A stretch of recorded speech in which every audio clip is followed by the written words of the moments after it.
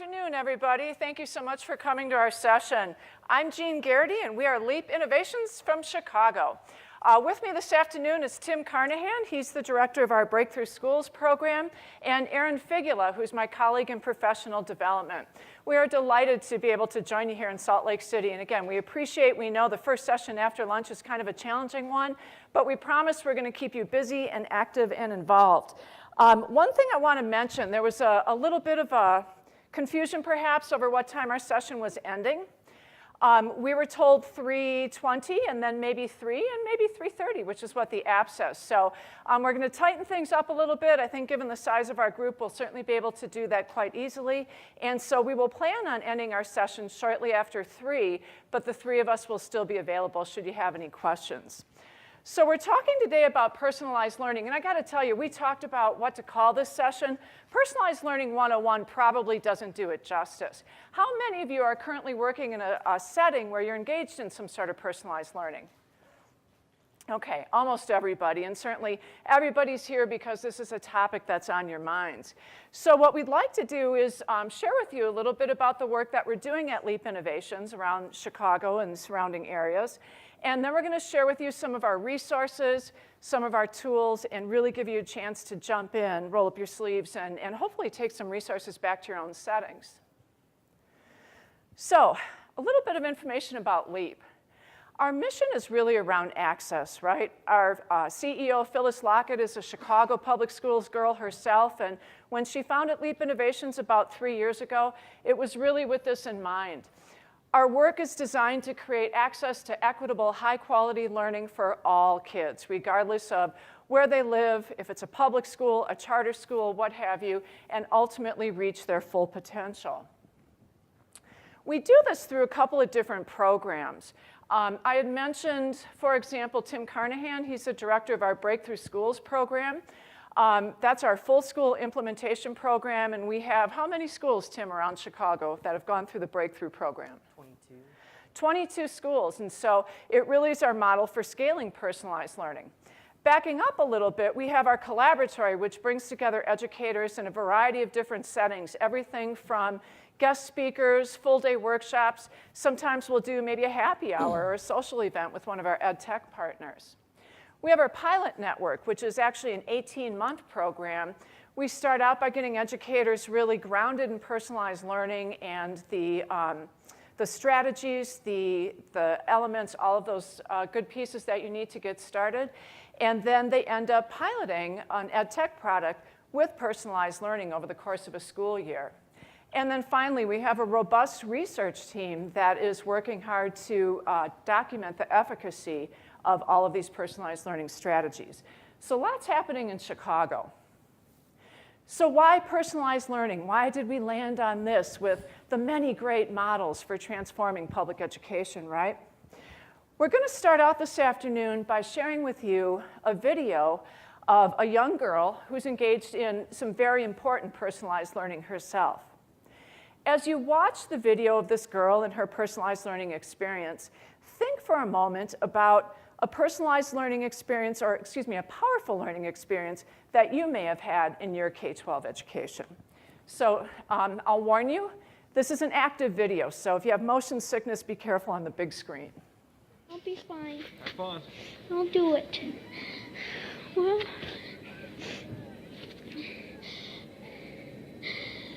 here goes something, I guess.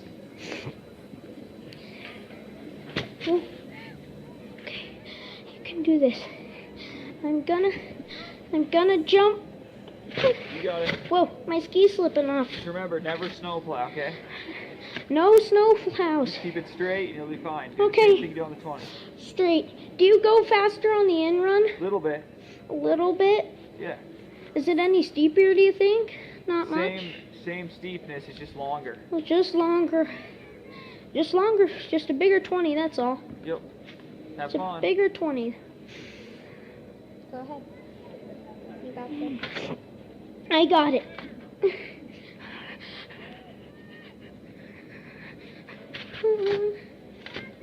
It's fine.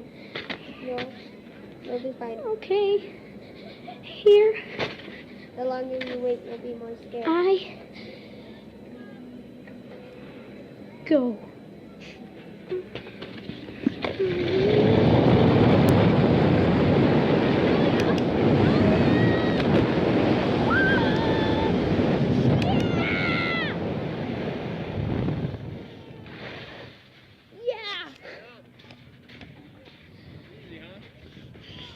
Just the suspense at the top at the first time freaks you out. That's the only thing. It's so fun. Huh? 60 seems like nothing now. Whoa! Isn't she great? Wow, talk about powerful learning. I would imagine in that young learner's life, that was an incredibly powerful learning experience. So as I mentioned, now we're going to ask you all to think about a powerful learning experience that you've had somewhere in your kindergarten, perhaps through 12th grade experience.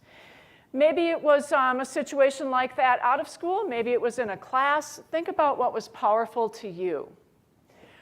What we'd ask you to do is once you have that memory, once you've been able to identify what's been a powerful learning experience for you, please share with somebody at your table a couple of thoughts. So what made that learning powerful? Was it like this young girl who needed to conquer that 60-foot ski jump? How did that experience speak to you personally? If you think about our young learner, she probably didn't care really all that much if any of her friends made it down that jump, at least not in that moment, right? It was really important to her personally. Think about and share, please, what did you learn from that experience? And then finally, how did that powerful learning experience that you had impact you compared to perhaps other learning experiences that you had, all right? So take maybe 2 minutes to think about your experience. When you're ready, when you have that memory in your mind, please go ahead and just share it at your table. And as you could predict, we'll probably ask for a couple of people to share their stories back in about 5 minutes, okay? So your most powerful learning experience, what was that about? All right, why don't we come back together as a large group if we could, please? Thank you for that. So as I mentioned, we're going to ask for a couple of folks to share out a most powerful learning experience. Maybe you have one that you experienced yourself that you'd like to share. Maybe you want to nominate a colleague. That's usually how these go, right?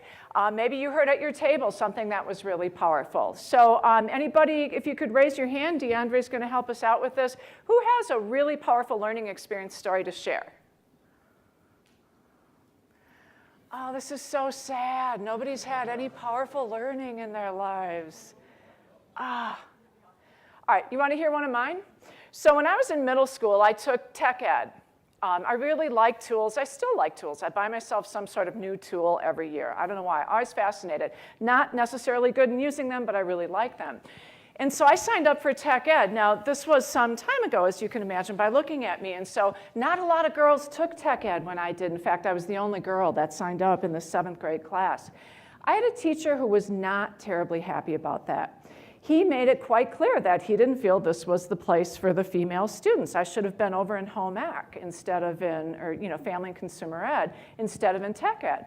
But the thing is, in this class, the final project was to make this lamp, like a shop lamp. And I just thought that was cool, and I wanted to do it.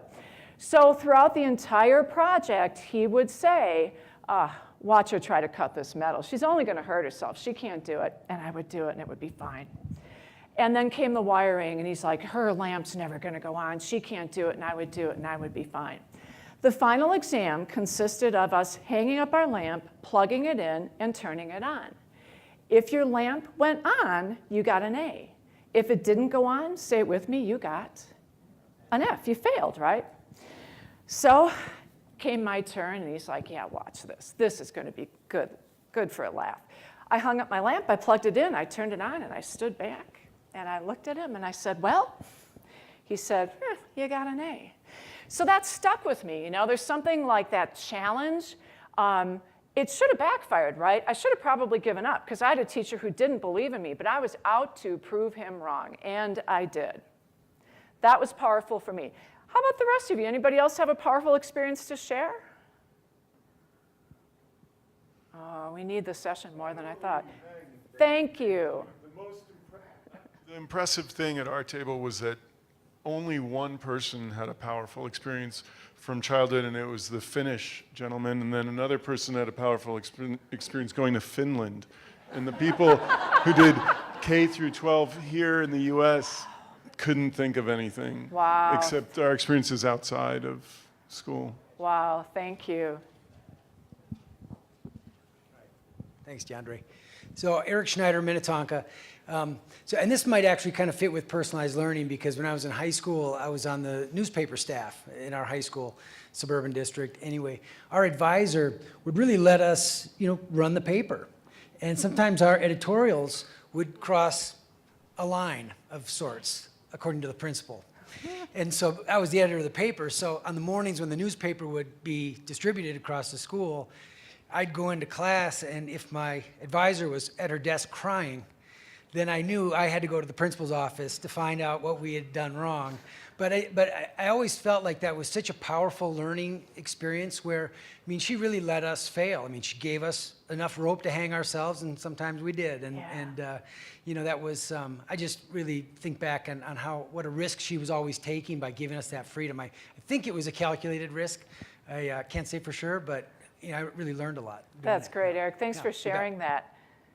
There was one other. Thank you. One more. My name is Jim Hager. Mine's a little bit different in the sense that it was relationships, which I suppose you could say was personalized. I grew up I was an only child in a dysfunctional family, which means my parents didn't live together. And I was at an age where I didn't think anybody really cared for me, believed in me, so I ran away.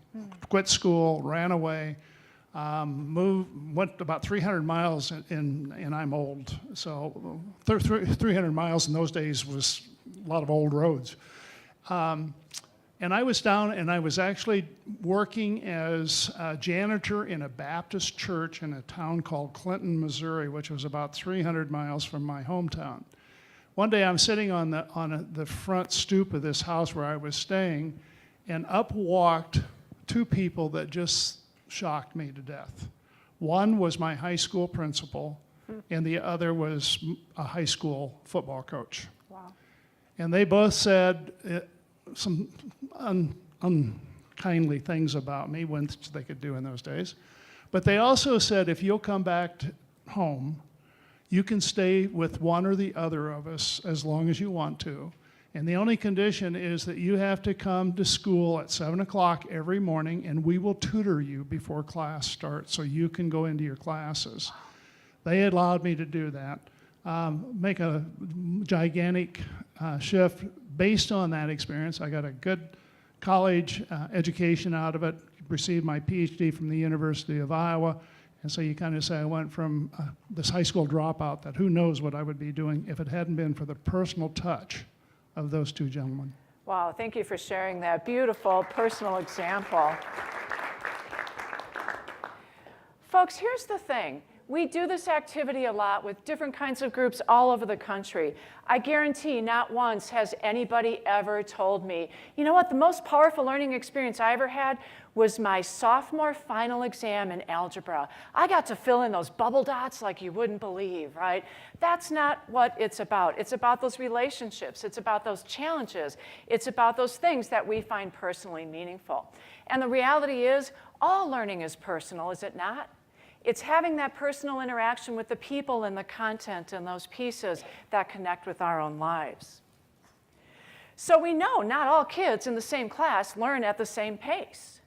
Some are going to be able to move forward a little bit more easily in one content area. Others might need more time. It's not the lockstep system that we've been handed, right? So to pull a quote from one of our colleagues, Todd Rose, you probably are familiar with his book, The Myth of Average. If you haven't, it's a great read.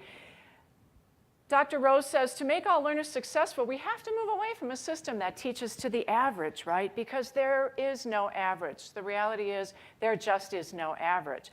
And we really need to move toward this approach that's better tailored to the needs and to the strengths of every individual learner that we have with us. So that's a little bit about the why of personalized learning. I'm going to turn it over now to Tim Carnahan, and he's going to work us through some pieces around the what of personalized learning. Good afternoon, everybody. Good afternoon, everybody. Right? That's what you expect that to happen at workshops, right? You're supposed to do that until everyone's yelling. So we're going to move in from the why to the what and start talking a little bit more about what LEAP Innovations defines as personalized learning. And then we'll guide you into the how that we do it, right? Again, my name is Tim Carnahan. I'm the Director of Next Gen Learning at LEAP Innovations, which is a title that doesn't tell you anything that I do. But what I do is I oversee our Breakthrough Schools whole school transformation work. And what we're going to have you do actually is revisit the activity that we just did about the most powerful learning experience. And what we're going to ask you to do is peel the onion a little bit about that experience, right? Or lack of that experience, right? I think it's telling that a few people said through like the K through 12 experience that I had as a student, I can't identify a powerful learning experience. But that doesn't mean that you didn't have a powerful learning experience at some point in your life, correct? So you want to latch on to what that is, whether it is some sort of scouting event or learning how to play basketball. And what we want you to do is revisit this. And we want you to consider what you were thinking and feeling during this experience.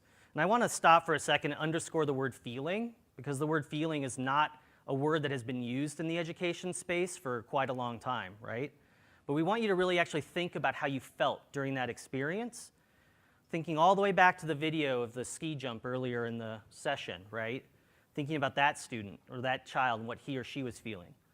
Identify the characteristics of that powerful learning experience, the specific things that were there.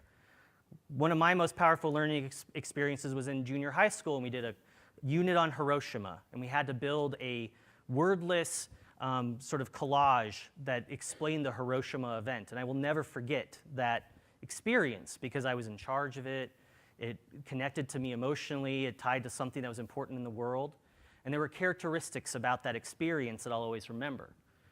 And then what we want you to do is on your table, you should have two documents. One that is a colored LEAP card, and then one that is just standard copy paper table. We want you to look at this table as you consider this experience, and then highlight or underscore the phrases that exemplify the characteristics from your powerful learning experience. Do those directions make sense? I'm going to take silence as an affirmation. Okay, but I'll walk around, so if you're really confused, you can grab me, all right? So I'm going to give you a few minutes to go through this. Thanks. I'm going to bring us back together now. It's a good sign if I have a hard time breaking your conversation, because it means, right? So my first question is, did anyone go through this grid, I'm rolling the dice here, and not find something that attached to your experience? So from LEAP Innovation's point of view, personalized learning is sort of four core things. First of all, it's personal. Well, right. But what do we mean by that? It means that there's an educational path designed for each learner's needs, interests, strengths, and goals. Now, there's a lot of work that you have to do with students that's within that. You have to get to understand who those students are, what their backgrounds, their family experiences, their interests, what they're really good at, where they might struggle, help them unpack goals, and get them focused on those individual pathways. Now, that's different than differentiation. That's individual understanding of individual student needs, and then building a pathway or a system within a classroom or a school that allows them to sort of move forward on that pathway in a way that is motivating to them. It's responsive. So learners work and progress based on true mastery. And what we mean by that is that they don't just turn in an assignment and get an arbitrary grade. They are demonstrating mastery against a standard. And once that standard is mastered, they are allowed to move forward. It's engaging. So curiosity comes alive as learners drive their own learning. Now, this doesn't necessarily mean that they're driving their own learning alone. You can be doing this collaboratively in group work. In the best personalized learning environments that we've seen in Chicago and nationally, there is always an aspect of collaborative group work among students. So that's a myth to bust about personalized learning from our point of view, that personalized learning are just individual kids, heads down, just doing their own thing all the time. Because a big part of how we work together as adults involves working with other people, right? So it's important for us to engage students through experiences that then get them into that collaborative frame of mind. But the learning experiences have to ignite that sense of curiosity and desire to learn more. And the system within the school and the classroom needs to allow students to activate that curiosity and pursue it, right? Not just end a unit and say, hey, no, we're done with that unit, therefore we can't learn anything more about it, we have to move on to something else, right? And then finally, it's connected. And what we mean by that is that learning deepens and accelerates by connecting with the outside world, that it's made relevant to something that's happening out in the community. So breaking apart this idea that learning is just takes place within the four walls of the school, that it has to have some sort of demonstrable kind of impact on the student's life or the world outside. And you can extend that to say that students should be able to get credit for work that happens outside of the school walls, right? Like dual credit opportunities, internships, those sorts of things, at the high school level. So this is kind of where LEAP approaches this. So we're going to move to the how for personalized learning. And before we do that, we're going to look at the LEAP Learning Framework. Now this card will guide you to our framework, and as I hand over controls to Erin here in a couple minutes, she'll guide you through some strategies and videos that are tied to the framework. But this framework LEAP constructed collaboratively with teachers and other education experts in the space, and it has 4 core components that should sound familiar based on the last slide. Learner focused. Learning is focused on student interests and needs. Learner demonstrated, they progress at their own pace based on mastery. Learner led. Students are coached to take ownership, like real ownership over their learning. Evidence that we see of this in a tangible way in classrooms are students coming up and saying, yeah, I might have gotten a B on that assignment, but I can do better. I want another shot, right? I don't feel like I've done good enough. Learner connected, it transcends the classroom. And we have a quick video here to show you that kind of unpacks these in a little bit more. What is personalized learning, and how can we make it work in our classroom? Informed by leading educators and researchers, LEAP Innovations has created the LEAP Learning Framework, defining key elements of personalized learning experiences and providing strategies and resources to help educators implement personalized learning in their classrooms. Framed from a learner's point of view, here are the 4 core components of the LEAP Learning Framework. Learner focused, where teachers and learners understand and incorporate each individual learner's needs, strengths, interests, and approaches to learning. Learner-led, where students take ownership of their learning, enabling them to co-design their learning experiences, articulate their interests, strengths, and needs, and monitor their own progress.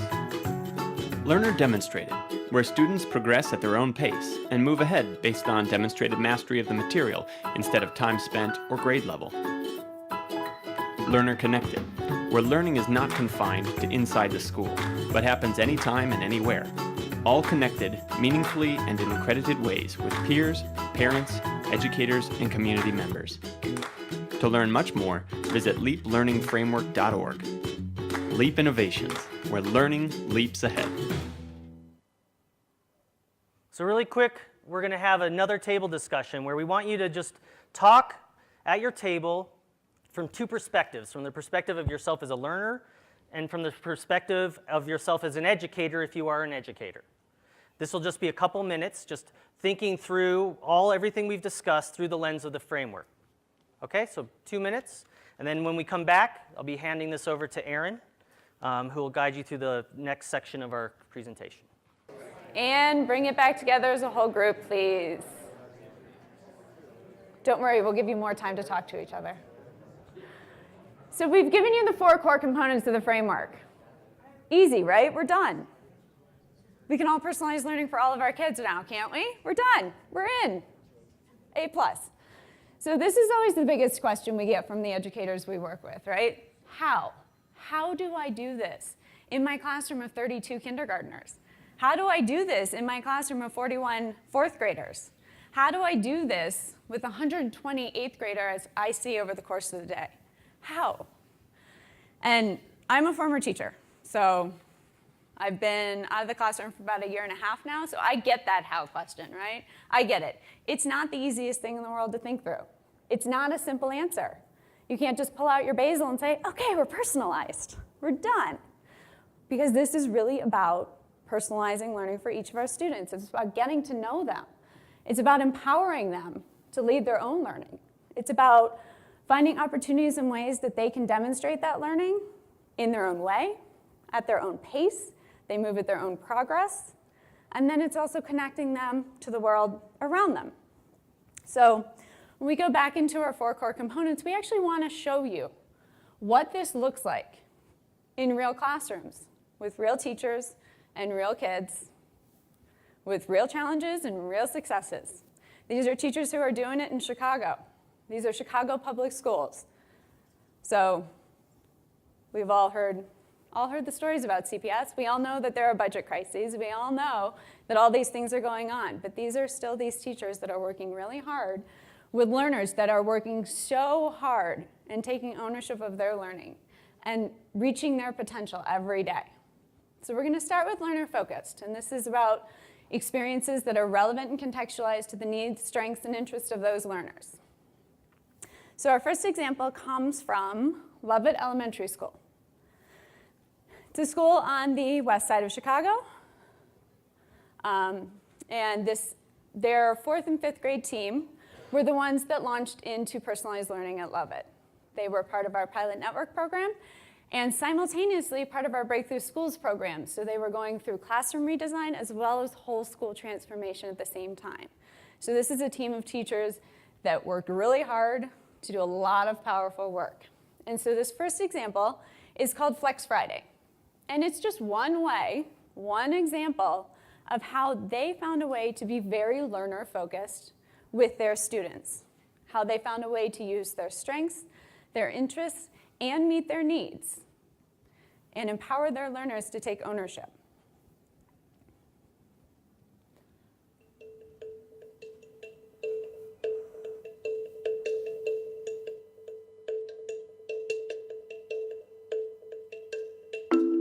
We no longer have the discipline problems that we had before.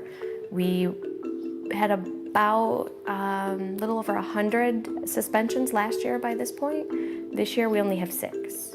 We're seeing students working out in the hallways unsupervised. 3 years ago that never would have happened. We were afraid to put the kids in the hallway. Now they go out, they work wherever they want on their own. A day in the life of Flex Friday is like, it's high energy. We're trying to break that mold of a conventional sitting in desk, sitting quietly. We want the kids engaged in activities that they're interested in. Initially, it was the teachers would have certain topics they would teach or certain skills they would work on, such as building or graphing or poetry or presentations, and students could pick which teachers they wanted to go to and work on that skill. As of lately, we've actually shifted that from more teacher-focused to student-focused, as far as students picking what they, A, want to do or something they're interested in and having us create it, or B, which is pretty awesome, they've thought of what they wanted to learn and then they've taught their peers or they've created their own sessions. We poll our students. I literally poll my students and find out their interests, and through our student to teacher conferences, that's a great way to engage the students in their own learning. And now it's gotten to the fact, like, now I poll kids, or we talk in the Peace Circle, or we talk in a conference, it's like, okay, what do you want to learn? In fact, this week, Peace Circle question was, what subject would you like to see more of in school? And out of 30 kids, 20 of them said they'd like a foreign language, mostly Spanish. We happen to have some Spanish speakers in class. Asked them if they wanted to teach a class. So today's Flex Friday involved colors in Spanish. These boys put themselves out there and hit a home run with it. After Flex Friday is over that day, usually we have the students either post on Google Classroom something that they worked on, or we have them show it, present it in front of the class. On the teacher side, putting Flex Friday together is a lot of preparation early in the week. You want to make sure you get out the catalog, which is a list of the things, the activities that the students will be working on, or the courses that will be offered for them. So the teacher has to prep on that end, or it has to give the students that are teaching that lesson time to prep. So they have to create their assessments, they have to create their lesson. So it's a lot of front loading at the beginning of the week. I know that Flex Friday has been successful for a couple of reasons. One, the biggest point for Flex Friday is we want to engage students. You can come to love it any Friday and see our pod. Kids are engaged, they're active in the process. Specifically, I've seen kids boosted confidence. These are reluctant students. They're reluctant to speak out in class at the beginning of the year. Now they don't mind sharing out. Now they don't even mind teaching their own class. To me, that is amazing. Getting kids to take ownership of their learning. These kids are proud of their projects. They want to display them. Those are all ways that I know that Flex Friday has been successful for the kids that love it. Maybe the last thing I would share about Flex Friday is you have to be willing to take a step back. One, get out of the way, and two, not be afraid. You can do this. We need to start trusting kids. If you've established relationships with kids, kids know their expectations, and you truly personalize learning, and I'm not talking about software, I mean talking about knowing your students and conferencing your students, they'll be successful. So I think the biggest thing is trusting yourselves. Like trusting yourselves and trusting your students, getting out of the way.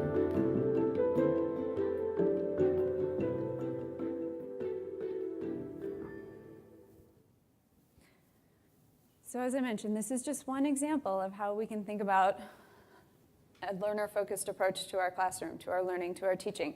But as you can see, we use this as an example of learner-focused, but it also included, it was a very learner-led environment. The students were taking ownership. It was a very learner-demonstrated. They were showing what they learned. They were talking about that with each other. They were doing those reflections. It was connected to the real world. They were doing things that a lot of them may never have had the opportunity to do, especially in a classroom. They were bringing in the outside world into the classroom. And I think one of the great things about this, it wasn't all of a sudden one day in October, the teachers woke up and said, okay, it's Friday. You guys just get to go and do whatever you want. This was a very intentional and scaffolded approach. And so it started where the teachers were offering some different options for the kids, but the teachers were still very much doing providing the experiences for the kids. And then they scaffolded a little bit more. The kids decided what they want to learn. They co-designed some of that with their teachers. And then when they were ready, it was really the students driving all of it. They were deciding what they wanted to learn, and they were the ones creating those experiences for their peers. So as students, they became the teachers. On our website, on the card you have with you, leaplearningframework.org, we provide these videos as well as something called a strategy spotlight. It's kind of like a how-to. So if you wanted to give this a try in your schools or your classrooms, this is a little bit of a how-to, how Lovett approached Flex Friday, and the steps that they went through to make this happen in their schools. We do have another example we want to show you, and this one is around learner-led. And this example comes from another Chicago public school. It's on the north side of the city, and this school is predominantly Latino. About half of the classrooms have bilingual teachers, it's bilingual instruction, and then the other half have EL support. And so, this is one example of learner-led and how we're helping our learners take ownership of their learning in a different type of school and in a different type of environment from the one we just showed you.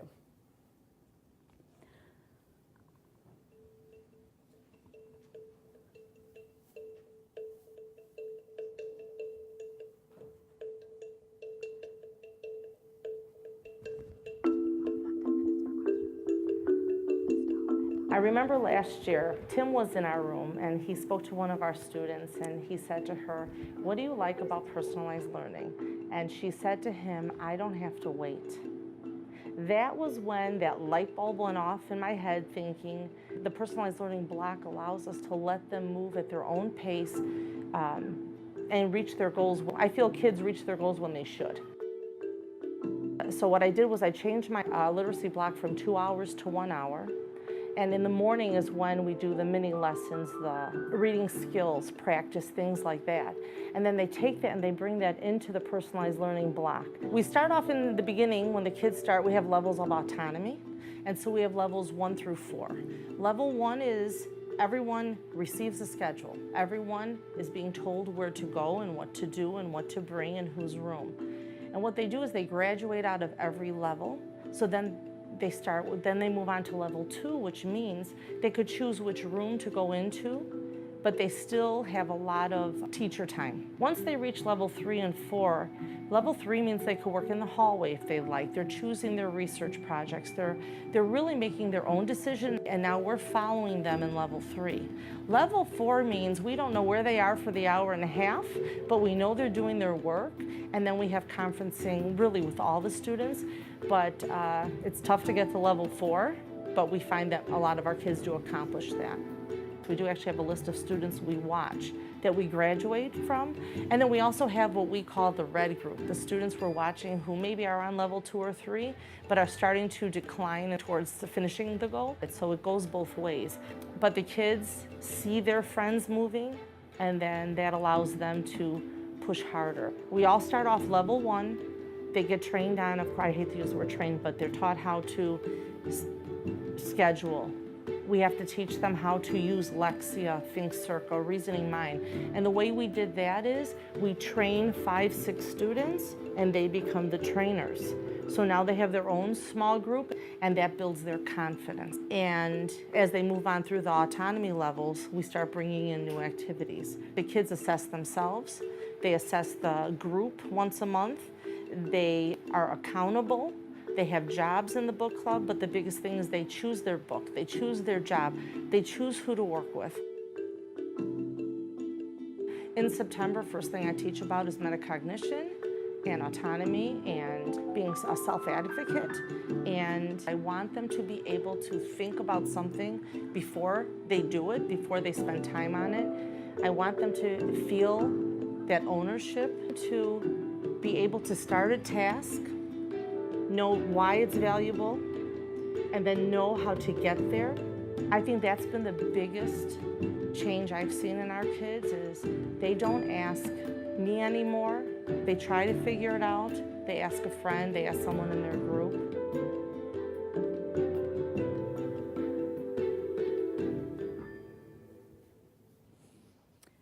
So as with the Flex Friday example, this is also obviously available on the website and has the strategy spotlight, the how-to guide that goes with it. Here's a little fun fact, that was my former school. So that is the school in which I taught.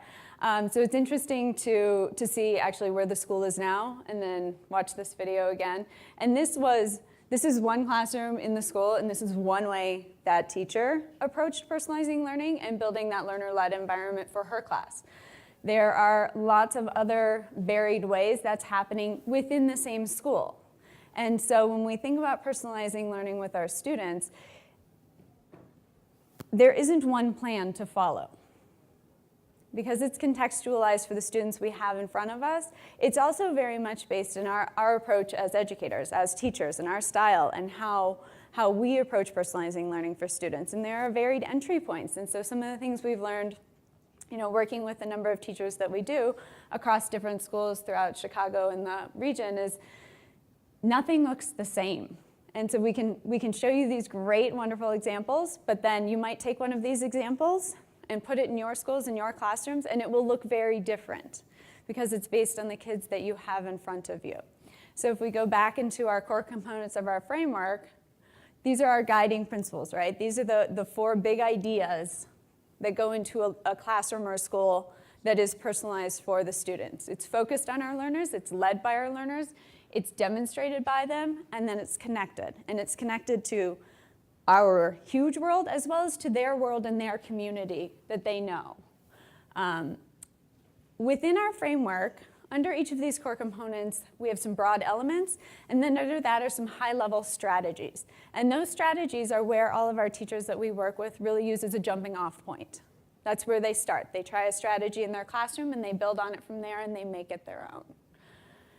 So at this point, we did want to leave a little bit of time for questions, for comments, for anything that struck you, for anything you might want to ask us. I know there have been some. We do have a mic, so we can make sure we capture that question. Hi. Hi. I'm Brandy from New York, Nice to meet and you. my question is around early childhood because Sure. I see a lot of probably 4th through 6th grade. So talk to me about kindergarten and what that looks like. Yeah, so the examples that we have right now, to your point, are a little bit in the intermediate level. We are working with a number of schools right now that are doing this in the primary grades, and they are doing fantastic work. And one of them is actually a kindergarten teacher that we will soon have a video of, so we'll be able to put that on our website for you. It's taking the concepts, I think, and then making them appropriate for the grade level. So thinking about, if we're focused on a kindergartner, what are those needs, what are those strengths, and what are those interests? And then how do we really think about, empowering our little ones to own some of their learning? And so it looks differently. The scaffolding is different. The level of ownership is different, and that's very dependent, especially with our little ones, on what they're ready for.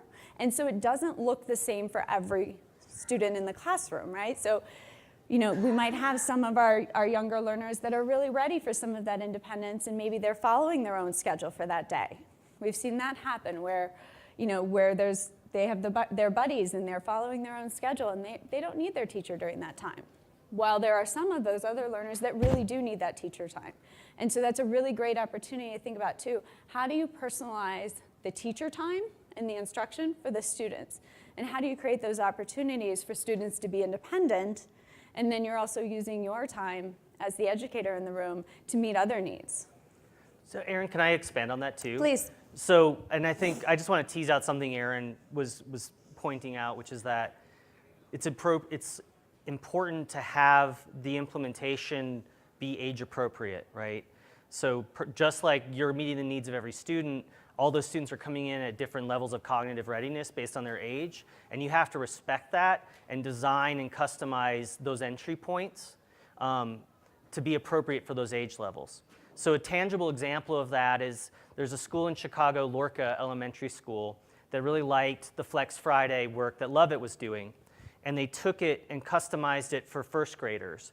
And what they did is that they recognized that first graders are not ready to sort of design their own courses and teach them. So a lot of those flexible courses, they call them enrichment blocks, are teacher-led, but they still provide students with a menu of choice. And what they do is they've created pictures for each sort of activity, and they allow the students to color code the 3 pictures that they want. Like blue is first choice, green is second choice, like yellow is third choice. And so they're still giving students a menu and some choice for 4 activities to empower them to say, hey, I actually have some control over what I'm doing, but they've customized it to be more age appropriate. So I think that's why this work is complex, and we encourage people to go slow to go fast, that you want to be careful about how you're implementing it at each grade level to make sure you're being age appropriate.